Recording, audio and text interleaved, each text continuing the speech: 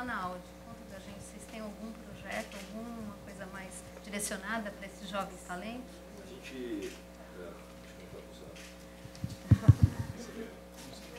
Alô. A gente fala da geração Y, mas os baby boomers que resolvem mesmo. Não que ele seja velho, hein? Nada. É mais baby que boomer, né? Mas nós tivemos sim, um desafio muito grande de fazer essa harmonização entre as gerações, porque a indústria automobilística ainda vive muito desses símbolos que nós falamos agora, né? E, de fato, a melhor maneira que nós encontramos para harmonizar as gerações foi transformar a indústria, ou pelo menos a estrutura, naquilo que ela tinha de mais chato. De fato, as organizações não foram questionadas na sua essência, o que realmente não fazia muito sentido prático, ou era até contraproducente, mas era aplicado há décadas, né? Por exemplo, a própria estrutura hierárquica de inspiração claramente militar. É muito chato. De fato, para você, na indústria automobilística, conseguir ser ouvido, eram necessários 10, 15 anos dentro da indústria para você subir na hierarquia militar e ter o direito de sentar à mesa de reuniões, né? Ainda existe a figura da mesa de reunião enorme, oval, com cadeiras ao lado, onde fica a audiência, fica a geralzona lá, né? Normalmente trainee, estagiário, ouvindo o que os cavaleiros da tábua oval estão discutindo e decidindo. Se alguém tiver uma boa ideia, provavelmente depois da reunião vai chamar o chefe de lado e vai falar: sabe o que você estava falando daquilo? Eu pensei, né, que poderia ser interessante isso. Aí o chefe vai voltar na outra reunião e vai falar: olha, eu tive uma ideia que foi realmente muito bacana. Se der muito certo, ele vai dar depois o crédito para o estagiário, ou dizer para o estagiário: você foi muito legal e vai ter uma chance. Então, na indústria, especialmente na nossa, houve a necessidade, e felizmente a gente conseguiu iniciar isso na Audi, de harmonizar, pegando o que a geração Y tinha de comportamento natural, horários flexíveis, quase diria, uma rejeição a essa hierarquia, né, inquestionável, e obviamente a evolução ou a vanguarda de tecnologia, e transferirmos isso como benefícios para os demais, que são, qualquer que seja a geração, todo mundo gosta, né, ou aprecia o fato de não ser cobrado pelo horário de entrada e horário de saída, mas sim pelo projeto ou pelo prazo que vai ser desenvolvido. Esse é apenas um dos exemplos das ações ou das atividades que nós usamos na empresa, mas ainda é muito distante da realidade, imagino, de Natura e com certeza de Behringer, que eu estive lá visitando a Behringer na semana passada, porque esse é o próximo passo.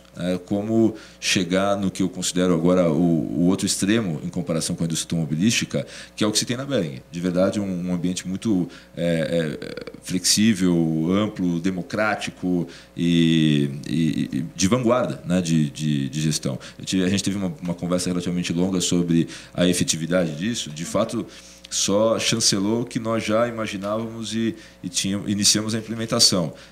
Tanto faz quem senta em que posição da mesa ou qual é o tamanho do telefone, né, da chefia. De fato, que esses jovens da geração Y e também os profissionais mais experientes da geração X querem, permanecem as mesmas coisas: reconhecimento, a possibilidade de desenvolvimento, de ser ouvido, de participar de um desafio que seja realmente estimulante e especialmente de trabalhar numa área que gere prazer. Dentro da Audi nós tivemos uma situação inusitada: pessoas da geração X que passaram a repensar, inclusive, a carreira toda, por verem o prazer com que os jovens da geração Y tinham de trabalhar em determinada função da indústria automobilística. Ele estava lá há muito tempo, preso a valores como: tenho uma carreira de 15 anos nessa empresa, essa empresa me deu tudo que eu tenho, eu sou totalmente grato e, por isso, nem penso se é realmente legal todos os dias pegar o ônibus, trabalhar das 8 às 6 para cuidar do faturamento da empresa.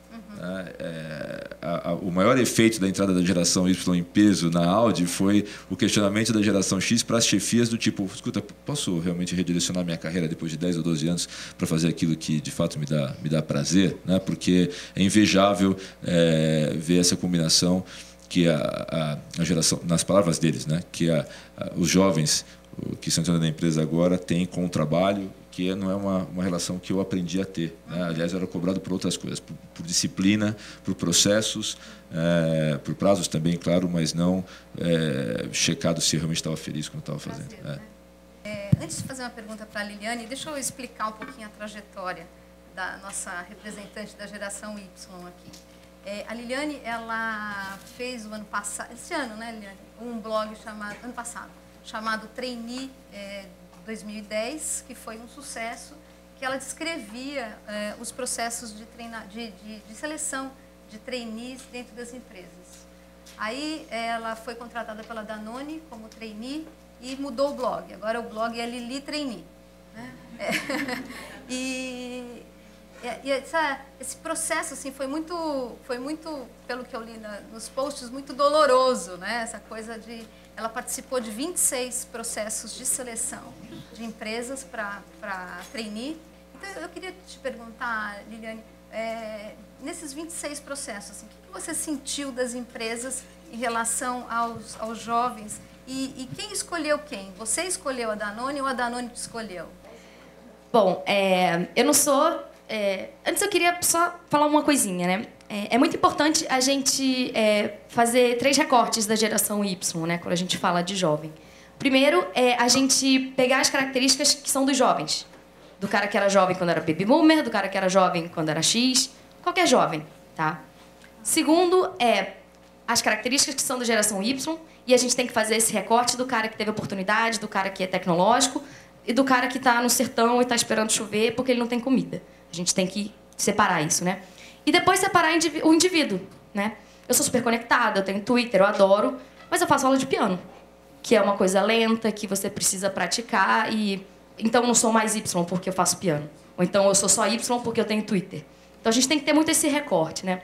E o que aconteceu? Realmente eu estava me formando, eu queria entrar no mercado de trabalho, e eu decidi que eu queria ser trainee. Ponto. Não havia outra opção na minha vida. Se eu não fosse trainee, eu me matava. Pô, gente, era assim. E você vê que a maioria dos candidatos que estão no primeiro ano para processo seletivo de trainee tem a mesma cabeça. Você chega para ele e fala assim, poxa, não, mas você pode ser analista. Analista? Tá louco? Nunca. Enfim, a gente é assim. E o que acontece? Eu comecei a me inscrever nos processos seletivos e eu me inscrevi em 26 processos e eu criei o blog. E eu comecei a divulgar vagas, comecei a falar do que eu estava passando.